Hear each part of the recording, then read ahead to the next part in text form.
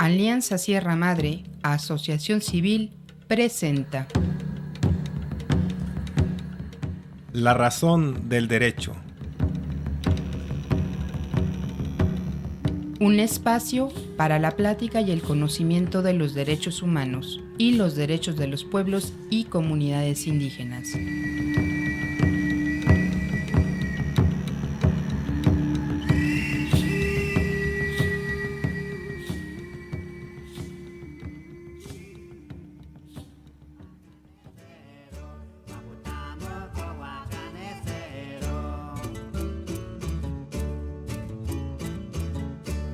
Buen día tengan todas y todos quienes nos escuchan en estos momentos. Iniciamos con el programa. Buen día. Recordaremos que en el programa anterior, nuestros invitados nos platicaron de cómo nuestra Constitución y otras leyes hablan de los derechos de los pueblos y comunidades indígenas. Como el artículo 2, que habla de que el gobierno reconoce y protegerá el derecho que los pueblos indígenas tienen a su costumbre, su idioma y su tierra. La Constitución también menciona el reconocimiento a la libre determinación de los pueblos indígenas. En el programa anterior, si ustedes recuerdan, nuestros invitados, Francisco López Bárcenas, Magdalena Gómez y Gilberto López y Rivas, coincidieron en señalar que el proceso de considerar los llamados derechos humanos de los pueblos indígenas en las leyes de nuestro país va un poco atrasado. Así es, pero tal vez ustedes se pregunten, ¿por qué no solo decimos derechos humanos y ya? Pues estos derechos abarcan a todas las personas, hombres, mujeres, niños, niñas, indígenas y mestizos. ¿No es así?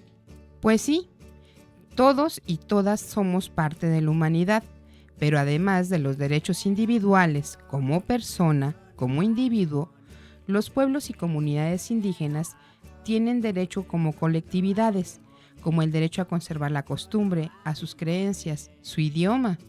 El derecho a que se les reconozca un territorio y puedan aprovechar para su beneficio los recursos naturales que allí existen, como lo han hecho desde hace muchos años atrás.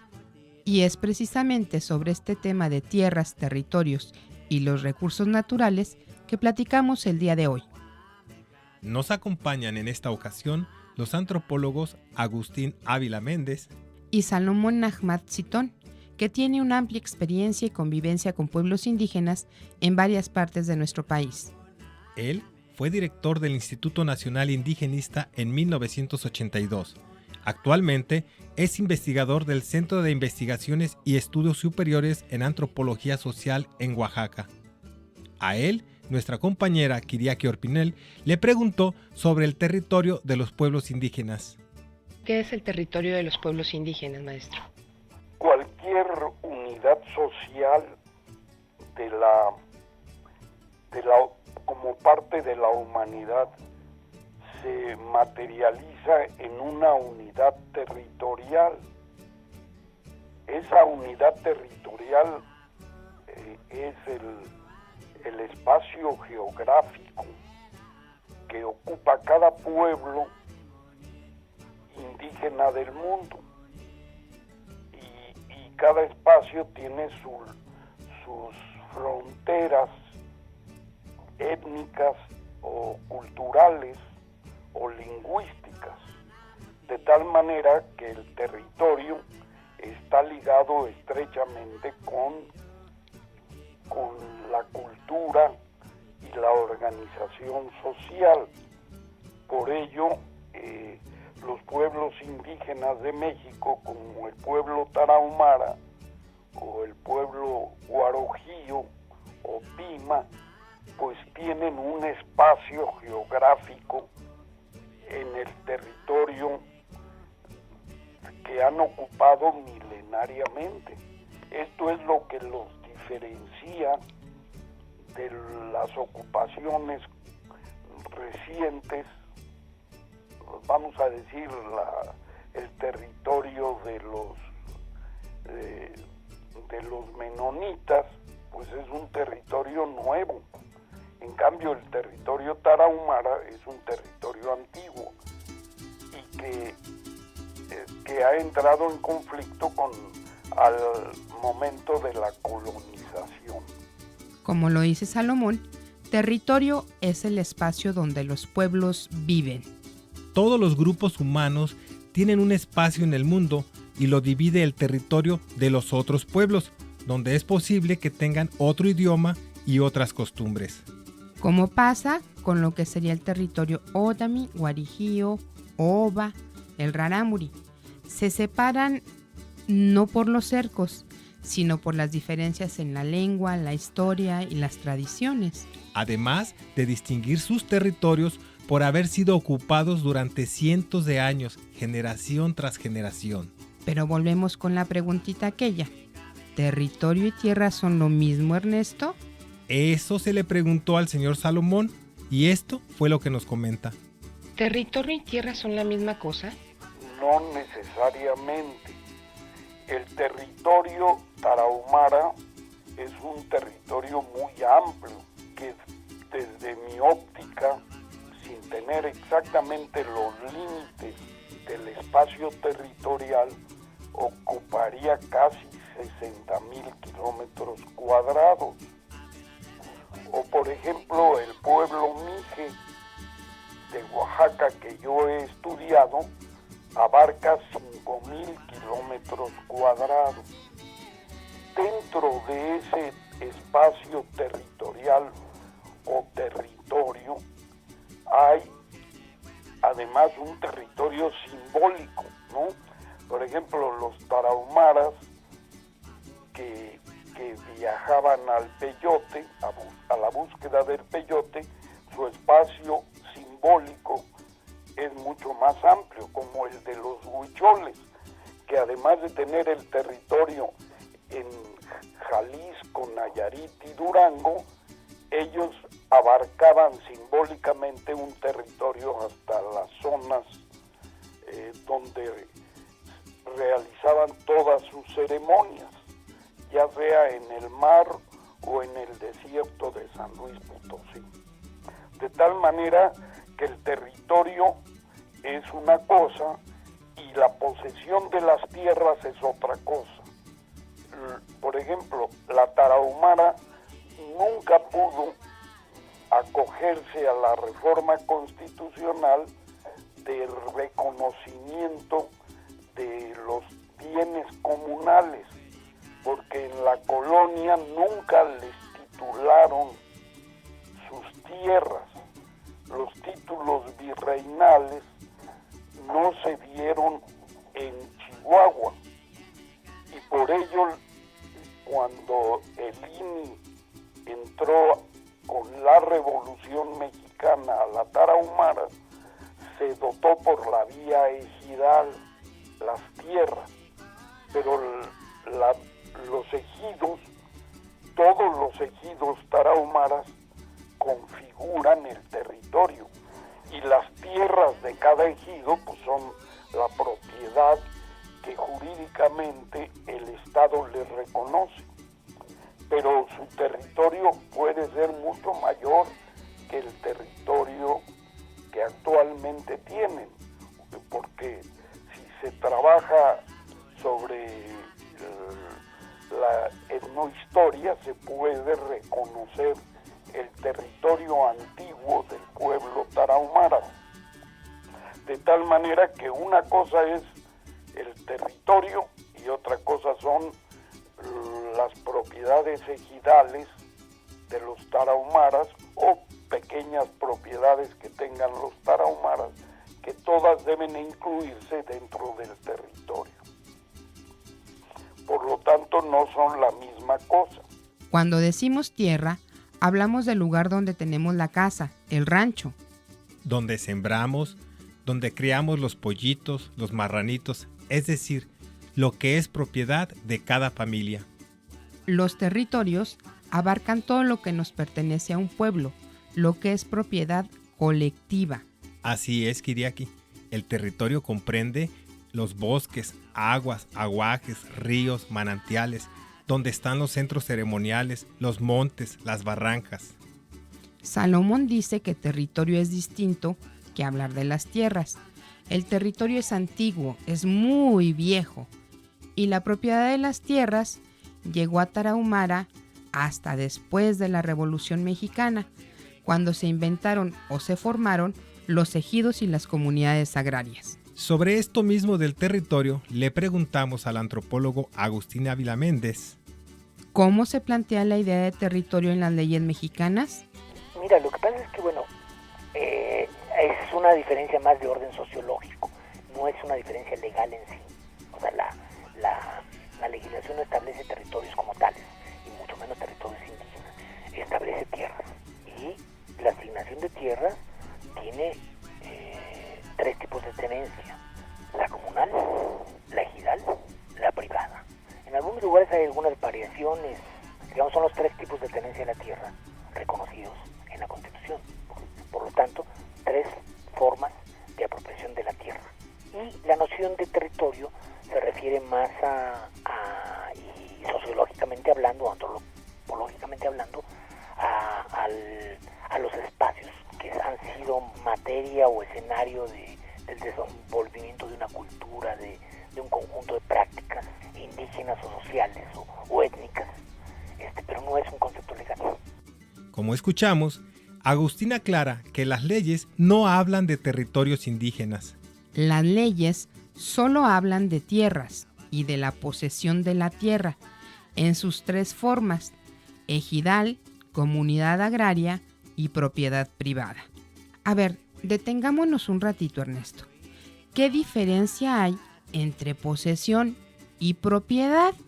Mira, Kiriaki, la propiedad significa tener un título. Los papeles se crearon para demostrar quién es el dueño de la tierra. La posesión, entonces, es lo que hemos hecho siempre: vivir aquí, generación tras generación, aunque no se tengan papeles. Como ya vimos, en la ley no está nada claro esto del territorio. Entonces, ¿cómo debería ser tratado este tema en las leyes? En cualquiera, tanto en la Constitución como en las demás leyes federales.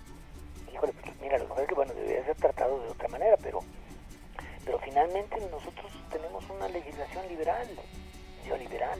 No ha habido espacio, no hay espacio para esa otra consideración que posiblemente se puede ir armando al futuro. De momento no la veo, porque además aquí nos enfrentamos a otro problema: los territorios. Bueno, si hablamos de los territorios, te decía algo, los yaquis y los grupos estos que ya quedan como 20, Paipai, Quiliguas y Cochinis, están reconocidos en tanto propiedad social, en tanto espacio ejidal o conjunto de ejidos o de comunidades, ¿no? Pero no en tanto territorio. Y además, en el caso del territorio también hay un problema que no es sencillo, que es, en la mayoría de los lugares no hay una continuidad territorial.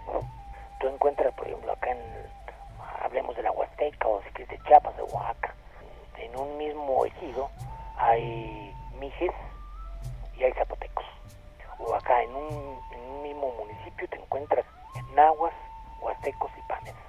O en un mismo ejido. Entonces, eso incluso puede ser un concepto que conlleva un grado de conflicto, porque tú reconoces un territorio náhuatl, híjole, ¿cómo le haces? Si los que llegaron después, aunque sea que tengan ahí 400 años, pero que llegaron después, entonces el DF que hay que regresarlo a Tenochtitlan.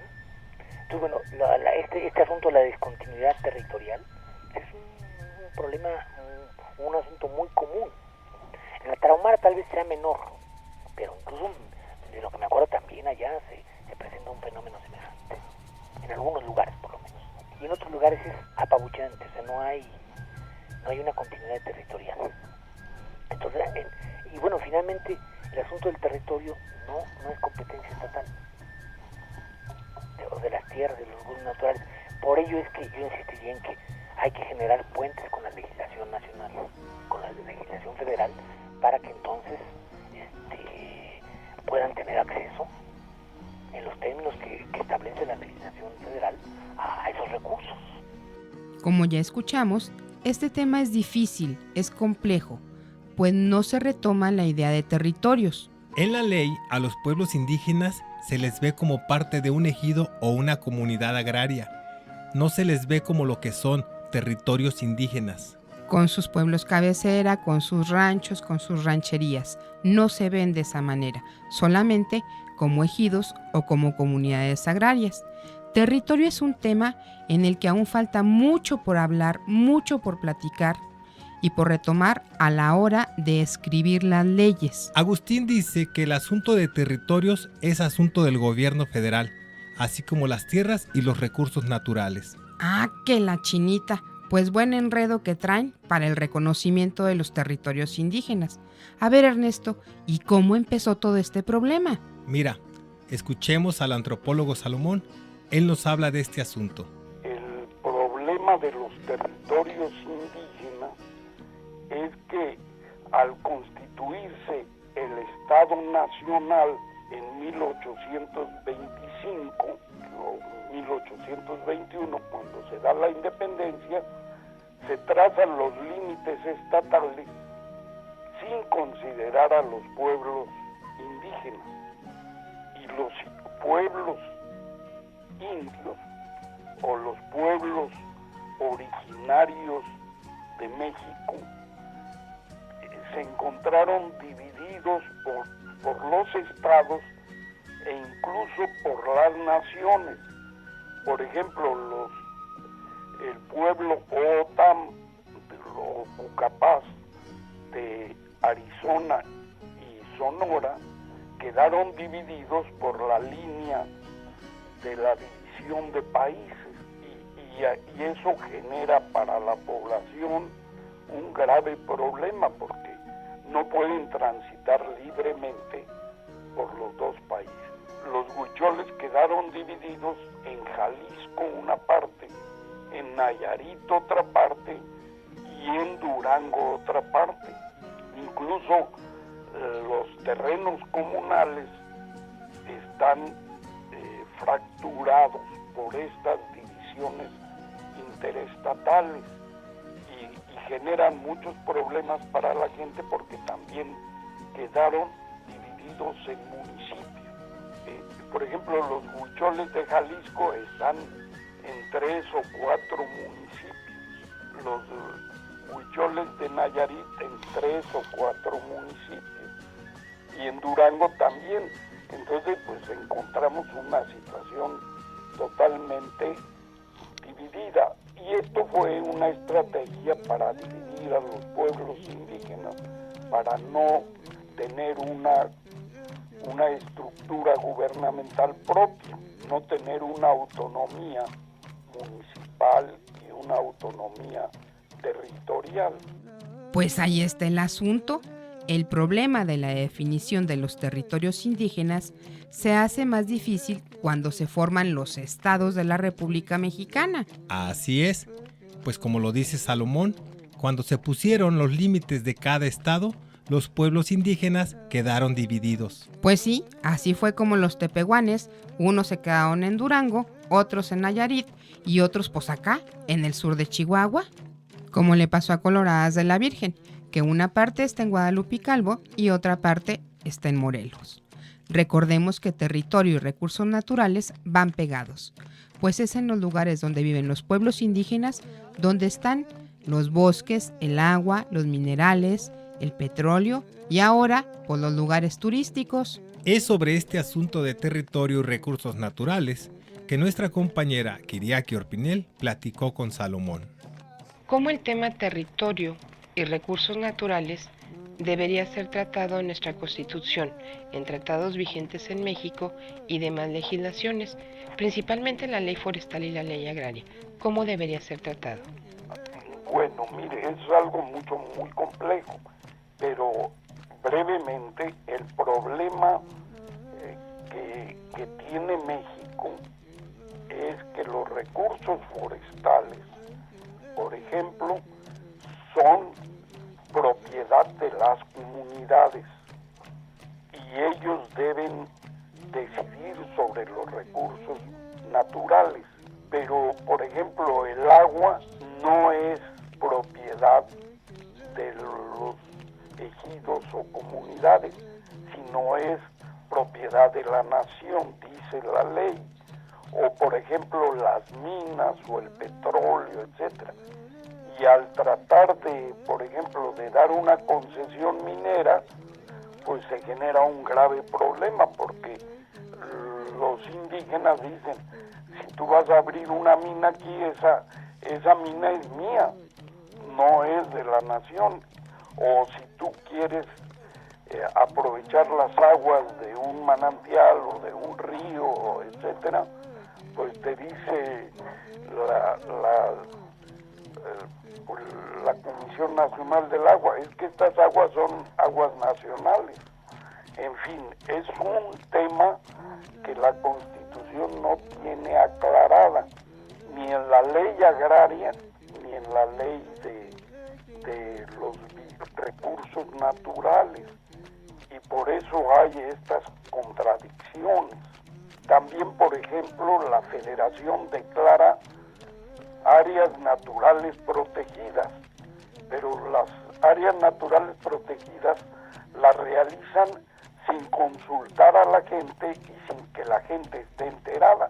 Es un decreto presidencial que declara un territorio como área natural protegida, y cuando tratan las autoridades de Semarnat intervenir, pues entran en conflicto con las comunidades y generalmente los corren, textualmente corren a las autoridades federales.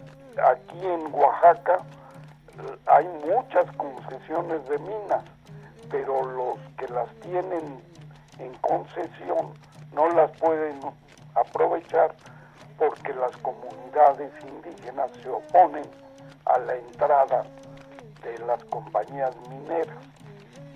Pero la ley no está regulada. La ley agraria quedó pendiente cuando en 1992 se fue a la contrarreforma agraria. Quedaron de reglamentar las tierras comunales y los bienes ejidales, y hasta este momento que yo tenga entendido, el Congreso no ha emitido la ley para los pueblos indígenas en materia agraria. Como acabamos de escuchar, aún falta mucho por aclarar en la Constitución y todas las leyes federales, muchos pendientes. Esto que tiene que ver con los territorios de los pueblos indígenas y los recursos naturales. Entonces, ¿cómo está eso de que el gobierno es el que da un permiso a quien sea para abrir una mina en las tierras en que viven los pueblos indígenas o ejidatarios? Exactamente, eso es lo que está pasando ahorita en el ejido Huizopa del municipio Madera, aquí en el estado de Chihuahua.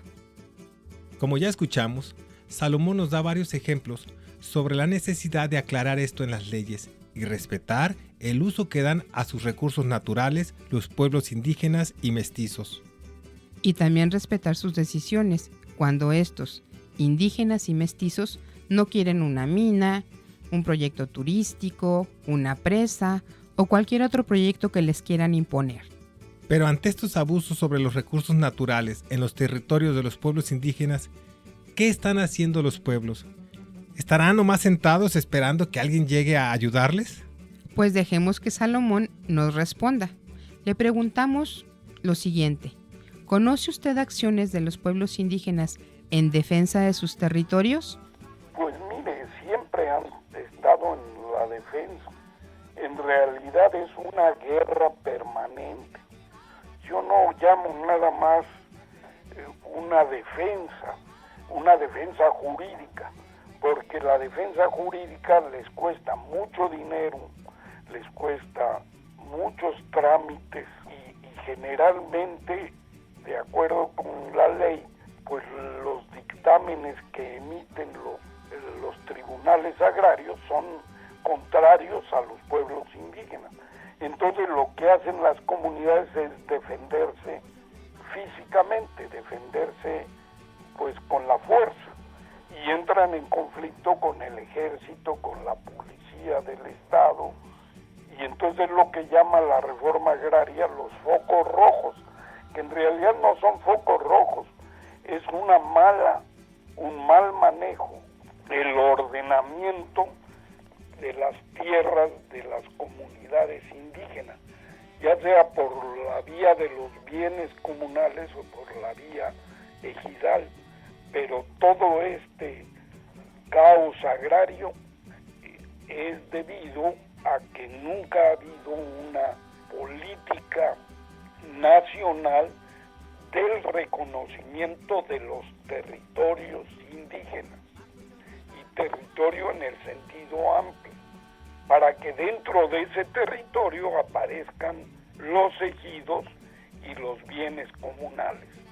Y lo que ha hecho la reforma agraria es crear conflictos entre las comunidades para de esa manera que no se unan los pueblos, los ejidos y los bienes comunales para demandar un territorio homogéneo. Y al tener conflictos entre todas las comunidades, pues de esa manera no se unifican los pueblos, y eso pues no se arregló desde el siglo XIX, cuando se dividió el país en estados y en municipios. Se negó a los pueblos indígenas esa posibilidad de unificación política, y yo creo que tarde o temprano tiene que haber una unificación política.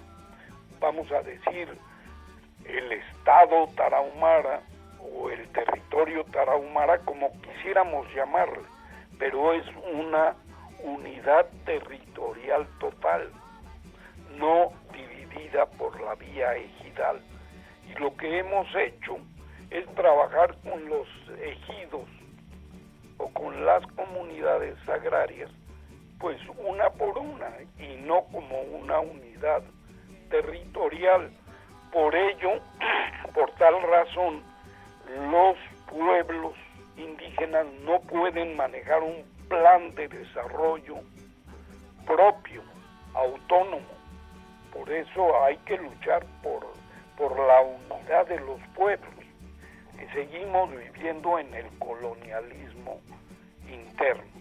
Un ejemplo, pues, el INI tenía un proyecto de unidades de los centros coordinadores por grupos étnicos para lograr la unificación de los pueblos. Y hoy la CDI lo que hace es trabajar por programas nacionales. Entonces, pues estamos cada vez en una situación mucho más negativa que incluso que hace 30 años. Si México había avanzado en el indigenismo, hoy México se encuentra rezagado totalmente y está bajo el control de las fuerzas más conservadoras y reaccionarias del país. Salomón invita a los pueblos indígenas y en general a todos los pueblos a estar unidos. Aún hay mucho que platicar sobre este importante tema de los territorios, pero el tiempo se nos termina. Los invitamos al siguiente programa en el que Hilda Ramírez y Ricardo Robles nos hablarán de otro tema igual de interesante. Sí, nos van a hablar el Ronco Robles e Hilda sobre el derecho al consentimiento libre, previo e informado. Estuvimos con ustedes en las voces Ernesto Palencia, Kiriaki Orpinel Espino, en los controles técnicos y edición, Víctor Martínez.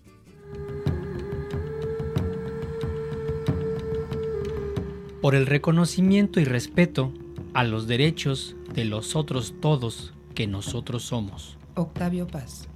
Esta es una producción de Alianza Sierra Madre, Asociación Civil, y la participación de la Fundación Barra Internacional de Abogados, International Bar Association Foundation.